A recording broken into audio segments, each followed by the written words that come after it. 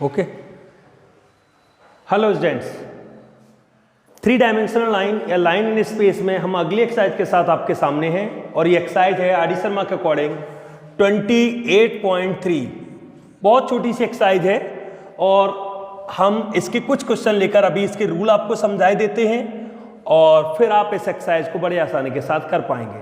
ठीक है, करना क्या है बेसिकली इस एक्सरसाइज में हमें 2 लाइन के इंटरसेक्शन पॉइंट को फाइंड आउट करना है। अब ऐसा जरूरी नहीं है कि लाइन इंटरसेक्ट करें, अलग अलग भी जा सकती हैं, लाइन अलग अलग डायरेक्शन में भी मूव कर सकती हैं।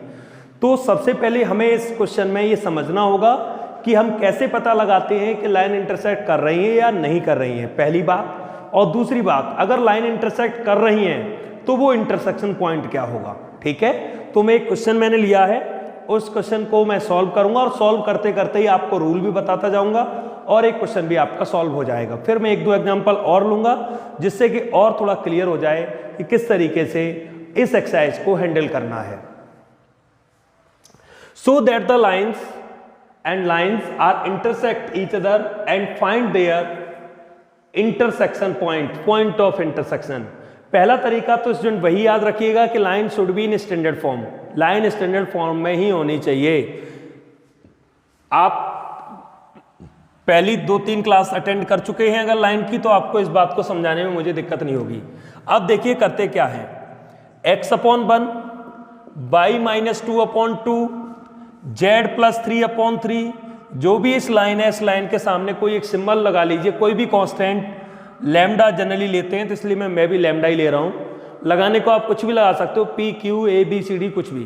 ठीक है, अब अगर एक एक को कंपेयर अगर मैं करूं तो x/1 equal lambda, x equal आ गया लैम्डा, y - 2/2 इक्वल लैम्डा, तो y इक्वल क्या आएगा 2 लैम्डा और 2 उधर जाएगा +2। z + 3/3 इक्वल लैम्डा, तो z इक्वल हो जाएगा 3 लैम्डा - 3। ठीक है, x, y और z तीनों को अलग अलग कंपेयर किया किसी एक कांस्टेंट से, क्योंकि तीनों इक्वल हैं तो एक लैम्डा के साथ अटैच कर लिया है। दूसरी लाइन x - 2/2 y - 6/3 z - 3/4। ठीक है, यहां कुछ और सिंबल लेंगे, वैसे म्यू लिया जाता है, वैसे आप कोई भी ले सकते हैं, मैं फिर इंडिकेट कर रहा हूं। जनरली जो यहां पर आपने भी देखा होगा, अगर 2 लाइनें आती थी तो हम एक लाइन को a + लैम्डा b, दूसरी लाइन को a + म्यू b लिखते थे, तो यहां पर एक दूसरा सिंबल म्यू है।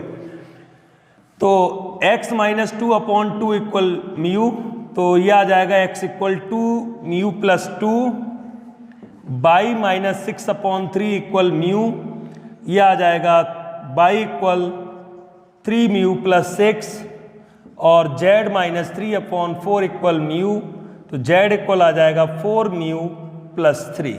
ठीक है, यहां से x y z की वैल्यू निकली पहली लाइन से और यहां से भी x y z की वैल्यू निकली दूसरी लाइन से। अब एक चीज नोटिस करिएगा, अगर ये लाइन इंटरसेक्ट कर रही होंगी, मुझे अभी नहीं पता कि कर रही कि होंगी या नहीं कर रही होंगी। If lines are intersect each other, if lines are intersect, अगर लाइन एक दूसरे को इंटरसेक्ट करेंगी।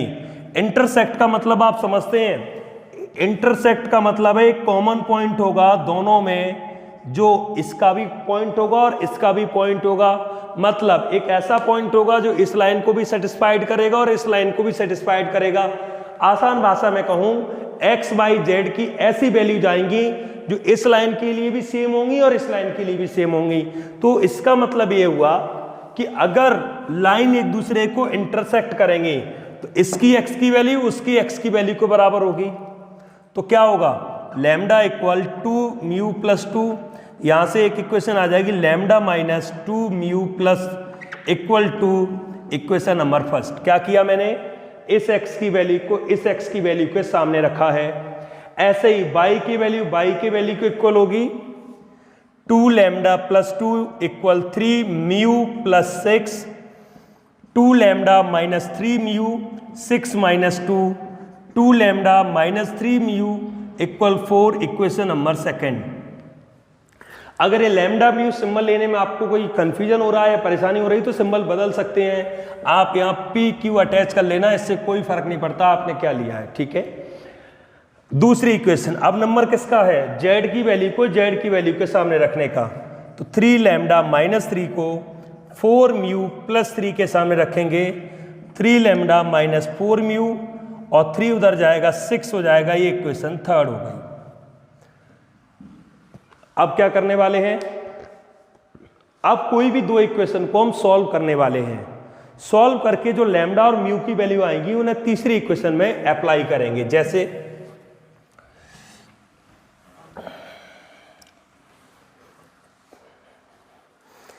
मैं फर्स्ट और सेकंड को सॉल्व करता हूं। फर्स्ट सेकंड को सॉल्व करने के लिए यहां पर देखिए लैम्डा माइनस 2 म्यू 2 है, 2 लैम्डा माइनस, इसमें 2 का मल्टीप्लाई कर लेता हूं, जनरल सी बात है एलिमिनेशन मेथड। तो फ्रॉम फर्स्ट एंड सेकंड, मैं फर्स्ट और सेकंड को सॉल्व कर रहा हूं, तो फर्स्ट में मैं 2 का मल्टीप्लाई करूंगा, ये हो जाएगा 2 लैम्डा माइनस 4 म्यू इक्वल 4, और इसके नीचे मैं लिखूंगा ये 2 lambda minus 3 mu equal 4। Subtraction करने पर सिंबल चेंज हो जाएंगे, तो ये साइन चेंज हो गया, ये बचेगा आपका माइनस का म्यू इक्वल 0, तो म्यू की वैल्यू 0 आ गई। देखिए आप, म्यू की वैल्यू 0 आ गई। म्यू की इस वैल्यू को कहीं भी लगा देंगे तो लैम्डा की वैल्यू 2 आ जाएगी। क्या काम किया, पहले पूरी बात समझिए। सबसे पहले पहली लाइन के सामने लैम्डा रिप्लेस किया, लैम्डा रिप्लेस करने से एक्स वाई जेड की वैल्यूज आ गई। फिर दूसरी लाइन में कोई दूसरा कांस्टेंट म्यू अप्लाई किया, वहां से भी एक्स वाई जेड की वैल्यू आ गई। अगर लाइन एक दूसरे को इंटरसेक्ट करेंगी तो इस इक्वेशन की एक्स की वैल्यू इस इक्वेशन की एक्स की वैल्यू के सामने रखिए, वाई की वैल्यू वाई के सामने और जेड की वैल्यू जेड के सामने। ऐसा करने से 3 इक्वेशन क्रिएट हो जाएंगी लैम्डा म्यू में। उन 3 में से पहली 2 इक्वेशन सॉल्व कर ली, पहली 2 इक्वेशन सॉल्व करके लैम्डा 2 आया, म्यू 0 आया, ठीक है। अगर ये लैम्डा और म्यू की वैल्यू तीसरी इक्वेशन को सेटिस्फाइड करती हैं तो ये कहा जाएगा लाइंस आर इंटरसेक्ट। अगर ये लैम्डा म्यू की वैल्यू तीसरी इक्वेशन को सेटिस्फाइड नहीं करती हैं तो लाइन इंटरसेक्ट नहीं करेंगी, ठीक है। तो हम क्या करेंगे, रिप्लेस करेंगे लैम्डा इक्वल 2 और mu equal 3, sorry mu equal 0 in equation third. Equation third में ये दोनों वैल्यू अप्लाई करिए। इक्वेशन थर्ड क्या है, 3 lambda minus 4 mu equal 6 apply करिए। 3 इंटू 2, 4 इंटू 0 इक्वल 6, 6 इक्वल 6 आप देख सकते हैं। यानी कि जो लैम्डा और म्यू की वैल्यू निकल कर आई है वो तीसरी इक्वेशन को सेटिस्फाइड कर रही हैं। इसका मतलब क्या हुआ, इसका मतलब हुआ hence lines are intersect each other. Line एक दूसरे को इंटरसेक्ट कर रही हैं। लाइन जब एक दूसरे को इंटरसेक्ट कर रही हैं, अब बात आती है इंटरसेक्शन पॉइंट कैसे निकालेंगे। इंटरसेक्शन पॉइंट निकालने के लिए आपको स्टूडेंट्स या तो लैम्डा की वैल्यू यहां रखनी होगी या म्यू की वैल्यू यहां रखनी होगी। अब बात आती है क्या अलग अलग आंसर आएंगे, बिल्कुल नहीं आएंगे, मैं दिखाता हूं। अब इंटरसेक्शन पॉइंट अगर हम निकालते हैं, देखिए कैसे निकालेंगे इंटरसेक्शन पॉइंट। इंटरसेक्शन पॉइंट निकालने के लिए देखिए x इक्वल लैम्डा है, लैम्डा की वैल्यू कितनी आई है 2, तो x इक्वल 2 हो गया। y इक्वल 2 लैम्डा प्लस 2 है, तो 2 इंटू 2 प्लस 2 ये 4 आ गया, 6 हो गया। और z इक्वल 3 लैम्डा माइनस 3 है, तो 3 इंटू 2 माइनस 3 ये 3 हो गया। तो पॉइंट क्या बन गया 2 6 3। आप देख सकते हैं मैंने x y z की वैल्यूज में लैम्डा की वैल्यू 2 रिप्लेस कर दी, तो पॉइंट आ गया 2,6,3। अब क्वेश्चन दिमाग में आता है क्या म्यू की वैल्यू 0 रिप्लेस करते तो भी सॉल्व हो जाता, बिल्कुल हो जाता। आप देखिए 0 लगाइए 2 बचेगा, यानी x की वैल्यू 2, 0 लगाइए y की वैल्यू 6, 0 लगाइए z की वैल्यू 3, यानी पॉइंट क्या आते 2,6,3। तो इस बात से बिल्कुल फर्क नहीं पड़ता कि आप एट लास्ट म्यू की वैल्यू से पॉइंट निकालते हैं या लैम्डा की वैल्यू से, आप किसी एक वैल्यू का इस्तेमाल करके पॉइंट को निकालेंगे, ठीक है।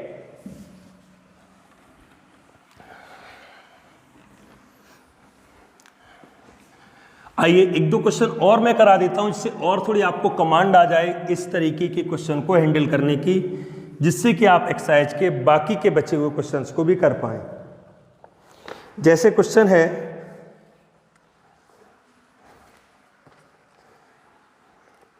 Prove that the lines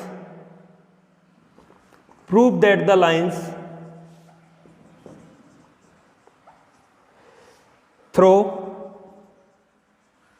A 0 -1, -1, B 4 5 1 intersect the line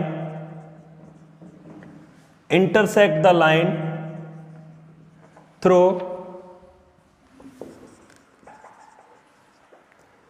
C 3 9 4 D -4 4 और 4. Also find the point of intersection. आइए मैं समझा देता हूं। देखिए स्टूडेंट, बस एक काम बढ़ गया है इसमें, बस इतना सा काम ये बढ़ गया है कि लाइन भी हमें खुद ही को क्रिएट करनी है। यहां तो लाइन भी नहीं दी है, यहां तो सिर्फ इतना कहा है इन दोनों पॉइंट से पास होने वाली लाइन क्या इन दोनों पॉइंट को पास होने वाली लाइन को इंटरसेक्ट करेगी, और करेगी तो किस पॉइंट पर करेगी। तो आइए स्टूडेंट, सबसे पहले A 0 -1, -1 और B 4 5 और 1 से हम लाइन क्रिएट करते हैं। लाइन आप लोगों को फाइंड आउट करना आता है, 2 पॉइंट से पास होने वाली। फिर भी मैं एक बार फॉर्मूला लिख देता हूं, x - x1 upon x2 - x1, y - y1 upon y2 - y1, z - z1 upon z2 - z1। ठीक है, तो ये आएगा x - 0 अपॉन 4 - 0, y -1 -1 है इसलिए +1 हो जाएगा, और y2 - y1 5 - 1 जो कि +1 हो जाएगा, और z +1 और 1 +1। फाइनली इक्वेशन बनी x अपॉन 4, y +1 अपॉन 6 और z +1 अपॉन 2। इसके सामने लैम्डा रख लीजिए। लैम्डा रखने से x upon 4 equal lambda, x की वैल्यू आ गई 4 lambda, y +1 upon 6 equal lambda, तो y की वैल्यू आ गई 6 lambda -1, z +1 upon 2 equal lambda, तो z इक्वल आ गया 2 लैम्डा -1। ठीक है, मैंने पहली लाइन का पूरा काम कर दिया। अब C 3 9 4 D -4 4 और 4, यहां से लाइन बनाइए। थोड़ा मैं डायरेक्ट बनाऊंगा, x - x1 upon y2 - y1, y - y1 upon y2 - y1, और z - z1 upon z2 - z1। देख सकते हो, ठीक है, क्लियर है। अब हम यहां पर दूसरा सिंबल यूज करेंगे, म्यू, जो भी है। आइए स्टूडेंट रखते हैं उसको। तो x - 3 upon -7 equal mu, x equal आएगा -7 mu + 3, y -9 upon -5 equal mu, तो y इक्वल आएगा -5 म्यू + 9, z -4 इक्वल म्यू, तो ये आएगा z -4 इक्वल 0, और z इक्वल क्या आएगा 4। ठीक है, आप देख सकते हैं। यहां तक आप पूरी तरह समझ सकते हैं कि किस तरीके से हमने इसको क्वेश्चन को किया है। अगर लाइन एक दूसरे को इंटरसेक्ट करेंगी, पूरी बात समझिए, अगर लाइन एक दूसरे को इंटरसेक्ट करेंगी तो पहली 2 इक्वेशन से सॉल्व होने वाली लैम्डा और म्यू की वैल्यू तीसरी इक्वेशन को सेटिस्फाइड करनी चाहिए। आइए अब कंपेयर करते हैं। If lines are intersect each other, if lines are intersect each other, अगर लाइन एक दूसरे को इंटरसेक्ट करती हैं तो क्या होगा, आइए समझाता हूं।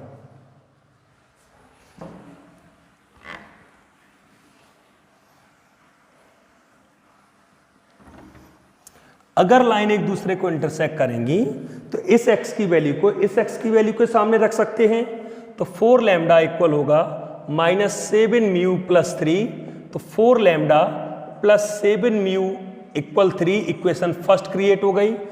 y की वैल्यू y के सामने रख सकते हैं, 6 lambda -1 equal -5 mu + 9, 6 lambda + 5 mu 9 और 1 10, इक्वेशन सेकेंड।